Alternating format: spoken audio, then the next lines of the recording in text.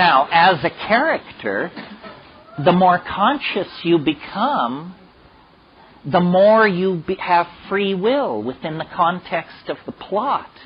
I never understood this, and I'm not sure most people understand it. Like I grew up in Berkeley in the I was in Berkeley from 65 to 70, the golden age. I was so unconvinced of my own uniqueness that I never understood that the great drama that was unfolding around me, all I had to do was join, and I never joined. I thought it was spectator sport. I mean, I marched in the marches, I took acid, I got laid, I did all of those things. But what I mean by I didn't join is I didn't realize that the Grateful Dead were a bus ride away and that I could probably walk into that scene and make a place for myself. Or the Doors, or the Stones, or the Beatles. You pick it. In other words, I defined myself as a spectator rather than an actor. And we are all doing that far too much. You can get a lot rowdier than you are. You can make a lot more waves. There's been too much politesse and too much parlor etiquette exercised recently by the counterculture. It's perfectly all right to mix things up. It's perfectly all right to try and accelerate the plot.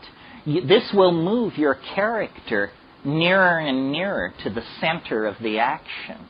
And people have asked me then, is the goal to make yourself the novel about you? Is the goal to make the novel about yourself? I don't think so. The goal is to become the author of the novel. Then you can write any damn ending you want for your character or any other. And this becoming the author is this psychedelic detachment. And suddenly you go from being a chessman on the board to the chess master, looking at the board. It's empowering. It's self-control. Now, people who don't know this are like made of denser stuff than the rest of us. You can just part them like wheat and move through them because they have no sense of the nature of the game. They are still embedded in the old Newtonian paradigm and are completely powerless to control their own lives. That's what happens to you in the Newtonian game. All the power flows to, I don't know, the White House, the UN, Madison Avenue. It's not clear, but it certainly doesn't reside with you. More and more, I think we need to decondition. That's what I mean by following the plot as written. If you never decondition, you're just a character in somebody else's story. But if you decondition, you can begin to move your life the way you want. And miracles happen. Miracles do happen. They happen even to ordinary people in the realm of falling in love, because there's something about where the genes go that is very compelling to the universal logos that's watching over us all. So, you know, the stable boy can marry the princess if his heart is pure and the winds of the logos are at his back. That's why we love those fairy tales of the stable boy who inherits the kingdom, because we sense that as our story. The question is, how can you bring back the psychedelic experience? Or what can you bring? I know of two techniques, neither very satisfying, both in combination moderately effective, but crude. The first is a voice-operated tape recorder. They sell these for a couple of $100. I've produced some amazing tapes with these. I have one voice-activated tape where you hear me clear my throat 200 times in the course of an evening. Because each time I would clear my throat, halfway through the throat clearing, it's voice activated, the tape recorder, so it would catch the last half of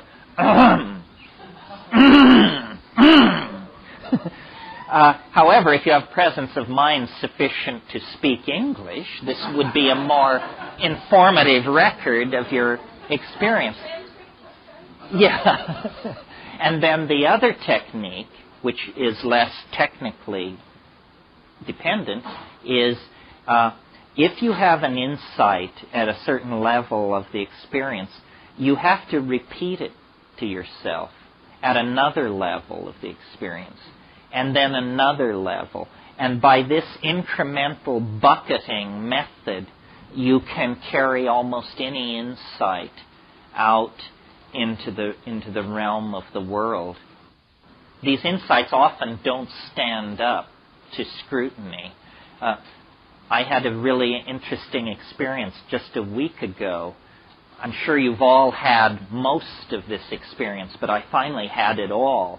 It's the experience of having a dream, a very, very complicated dream, the subject of which is the universal secret, which, if told, would transform everything. It's the "I've got it" phenomenon, and usually what happens is you wake up and it's gone just before you get consciousness to get... And you say, "My God, I understood everything. I had it down to a single statement. If I could articulate it, the world would never be the same." Well, this happened to me about a week ago, but by some miracle, I actually was able to hang on to the statement into consciousness. And I woke up and yelled this thing. My son was appalled. I mean, it was 6:30 in the morning, and I was able to get it out. I hope you're ready. I sat straight up in bed and said, "A song is a song." Profound stuff. I mean, maybe it is profound stuff. The profound stuff usually has that an X is an X construct, because essentially what it's telling you is silence would have been an acceptable substitute for this statement.